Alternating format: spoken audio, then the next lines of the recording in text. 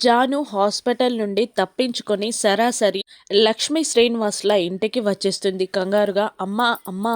అని పిలుస్తుండగా అందరూ జాను చుట్టూ చేరుతారు. ఏమైందమ్మా? అని శ్రీనివాస్ టెన్షన్‌గా అడుగుతుండగా జరిగిందంతా చెప్పడం స్టార్ట్ చేస్తుంది జాను. ప్రేమ పేరుతో మోసం చేశాడమ్మా. తను ఏం చేసినా చెల్లుతుందన్న అహంకారంతో ప్రవర్తించాడు అంటూ జై చేసిన అక్రమాలన్నీ చెప్పేస్తూ ఉంటుంది జాను.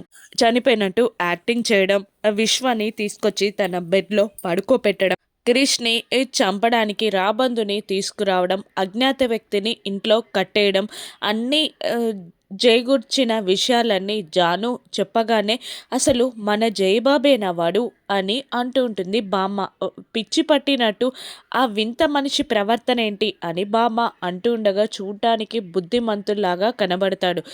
వాడిలో శాడిస్ట్ ఉన్నాడు అని జాను పెద్దవదిన అంటూ ఉంటుంది. ఇంతలో జానుని వెతుక్కుంటూ జై వస్తాడు. జాను జాను అని పిలుస్తుండగా దూరంగా వెళ్తూ ఉంటుంది జాను. ప్లీజ్ రా జాను అంటూ చేతులు పట్టుకొని బ్రతిమిలాడడానికి ట్రై చేస్తూ ఉంటాడు జై.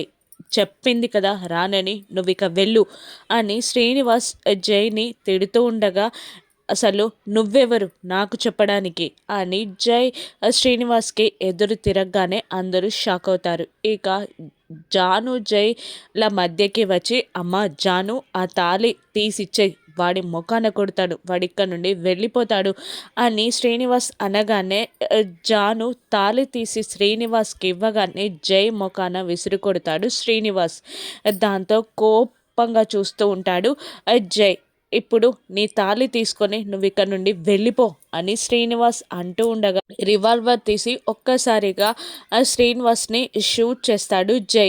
దాంతో లక్ష్మి జాను ఇంట్లో ఉన్న వాళ్ళందరూ గట్టిగా ఒక్కసారిగా అరుస్తారు. శ్రీనివాస్ అని అరుస్తుంది బామ్మ. శ్రీనివాస్కి ఏదైనా జరుగుతుందా? ప్రాణాలు నిలబడతాయా? రాను ఎపిసోడ్స్లో చూద్దాం. Thank you for watching.